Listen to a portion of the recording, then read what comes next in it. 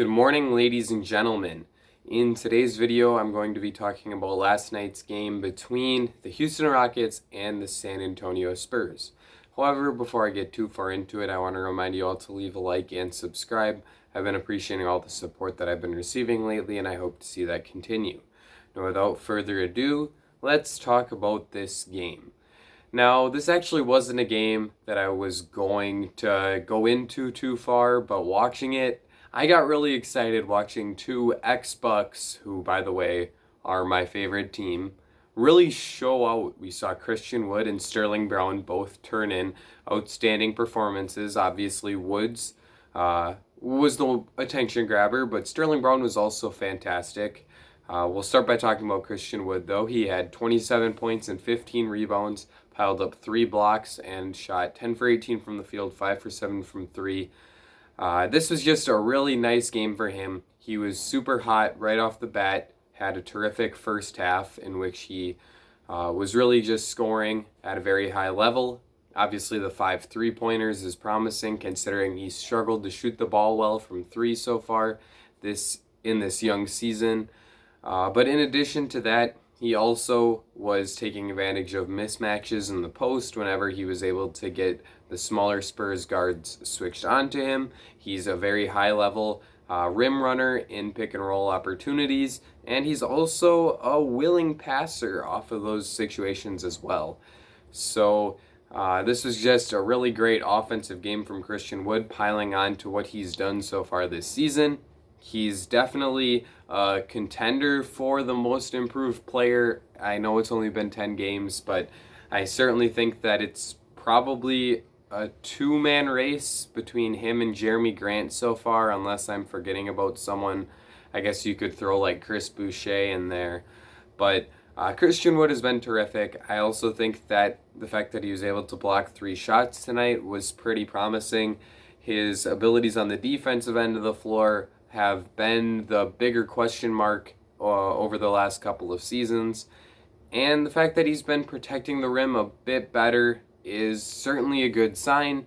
He still needs to improve, still has lots of room to grow, but considering the rapid improvement we've seen from him on the offensive end of the floor, I do think that there's a chance that he can raise up his defensive ability.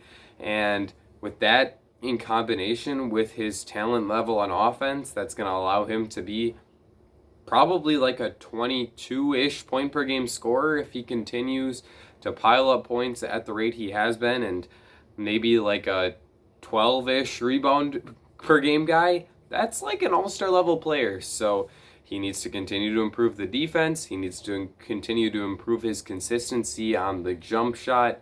And he needs to take care of the ball a bit better, as I believe he had 5 turnovers today.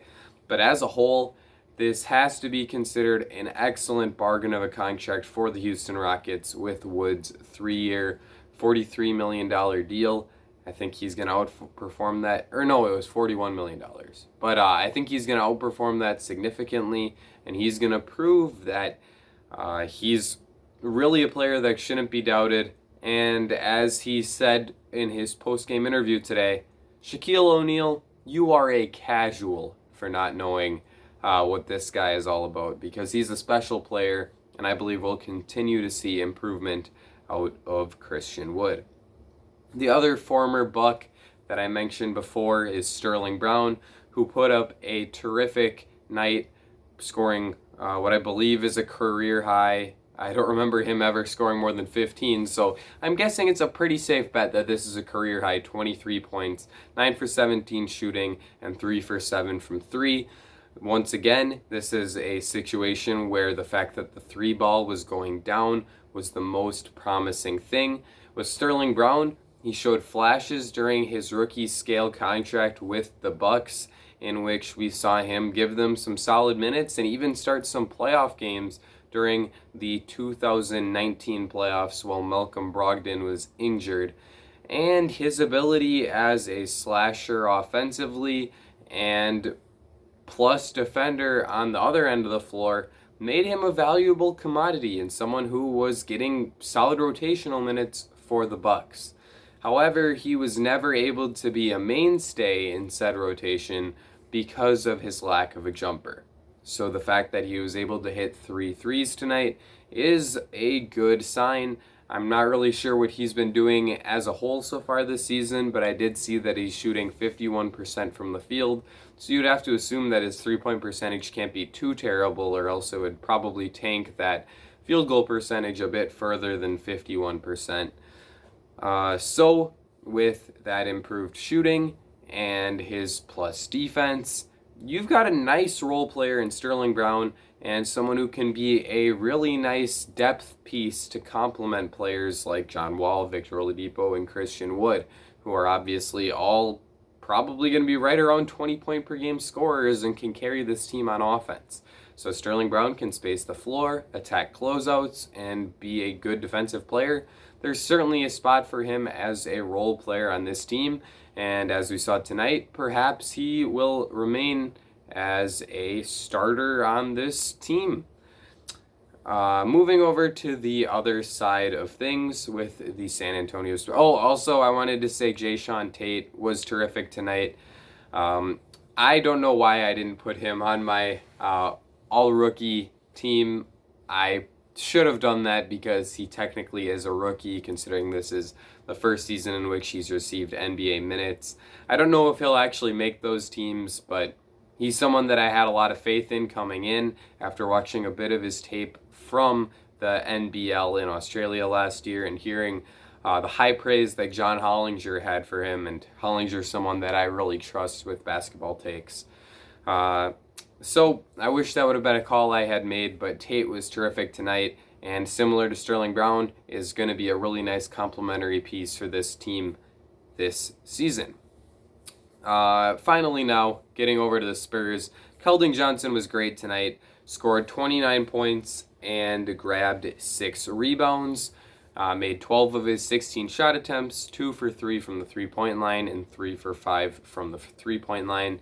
Keldon has put up a couple nights like this where he's been scoring at a really high level, and at this point he's probably got the best chance of any of the young Spurs to make a run at an all-star game at some point in his career.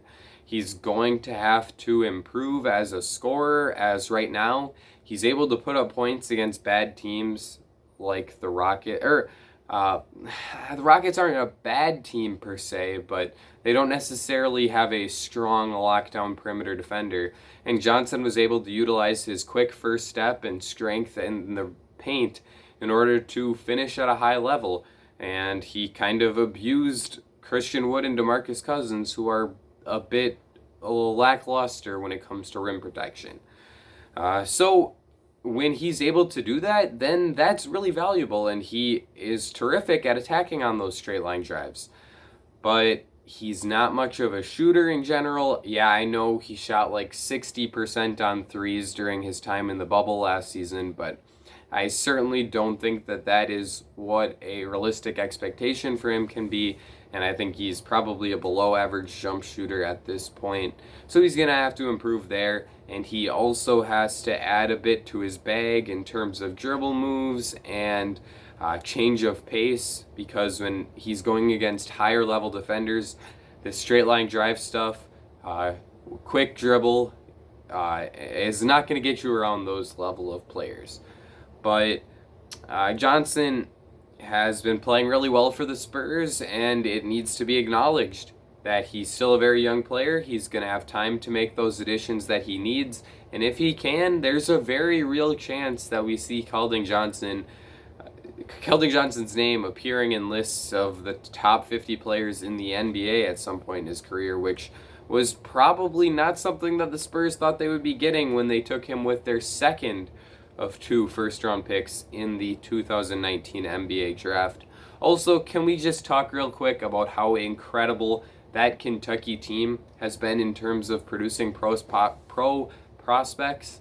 Tyler Hero, PJ Washington, and Keldon Johnson were all first-round picks last season. Emmanuel Quickley was a first-round pick this year, so that's 4 players from that 2018 through 2019 Kentucky team that made the Elite 8, I believe, that have been first-round picks in the NBA. And all four of those guys have exceeded expectations so far and performed at very high levels. So, yeah, we know that Kentucky is going to crank out these pro players, and they have continued to do that at a high level with last year's team kind of proving that point once again.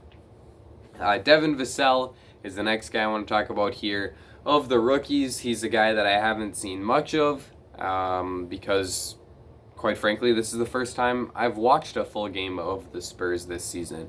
But I liked what I saw. Finished with 12 points on 4 for 6 shooting, 1 for 3 from the 3-point line. But that was a nice three-pointer that he did make from the wing.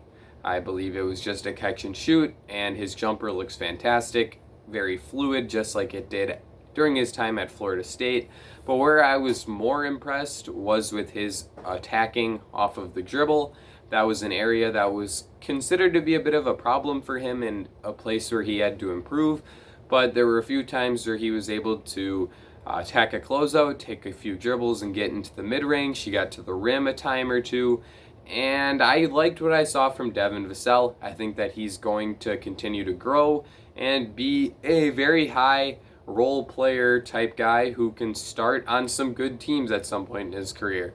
I still think that Danny Green is the comparison here, and Danny Green was a really, and still is, a good NBA player and someone that can help teams win. So I don't think that that should be taken as degrading towards Devin Vassell at all. I think he's going to have a long NBA career where he's on some good teams. I also just want to touch quickly on Devonte Murray. He had 10, 8, and 7, but where I was mostly impressed was his 5 steals. He was a large contributor in Christian Wood piling up those 5 turnovers as he made a few nice plays digging in on the post guy and poking the ball away. He also really took advantage of the lack of a strong primary ball handler tonight for the Rockets, as they had Sterling Brown and Jayshawn Tate on the ball a lot. And while those two guys are certainly good role players, they're not guys that you want initiating all the offense all of the time. And DeJounte was able to take advantage of that by poking the ball away. Outside of Keldon Johnson, he's probably the most intriguing, or not probably, like, he's definitely the guy with the next highest ceiling.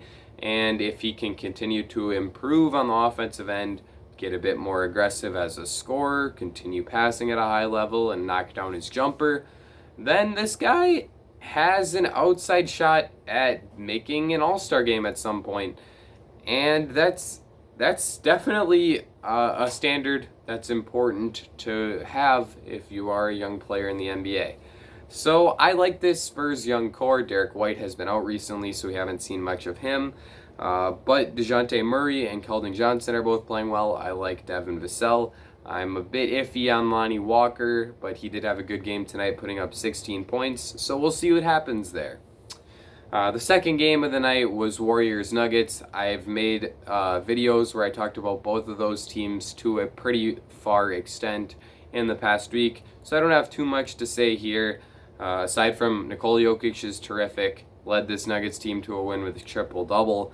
And also, can we please stop overrating James Wiseman? I mean, I just feel like people look at the box score and they watch the highlights and they see these plays where he's dunking the ball and getting huge rejections, and they're like, oh man, James Wiseman is a Rookie of the Year contender, oh boy.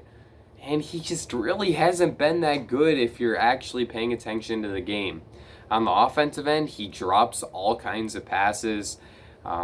He's not a particularly good rebounder whatsoever. He doesn't have too many games where he grabs more than 6 or 7 boards, which for a guy with his skills and size just is kind of unacceptable. He should be rebounding at a higher level than he does, and that just goes back to his hands not being particularly good. On defense, he looks lost a lot of the time, as he's not great in pick and roll, and opposing big guys are able to outmuscle him and take advantage of matchups against him. So I don't think he's been that good, but he puts up stats. Today he had 18 points on 8 for 13 shooting. And so for people that are just looking at the box score and watching the highlights of him dunking on Bol Bol, well then, they're going to come away thinking that he's a Rookie of the Year contender. In my mind, he is at least one tier behind guys like LaMelo Ball and Tyrese Halliburton, and he's going to have to play a lot better than he has been so far and improve his feel for the game in order to jump into that top group for me.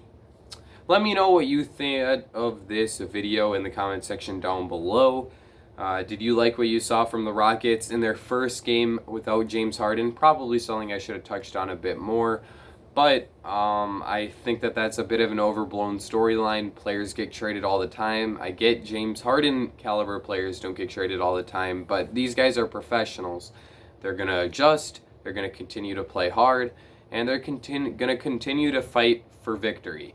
So I was just really happy with what I saw from the Rockets tonight. The Spurs left a bit to be wanted, but I liked what I saw from a few of their young players. And the Warriors and Nuggets had a fun battle in which we saw a lot of offense. And yeah, that's going to be it for me. Ladies and gentlemen, I'll see you all again very soon.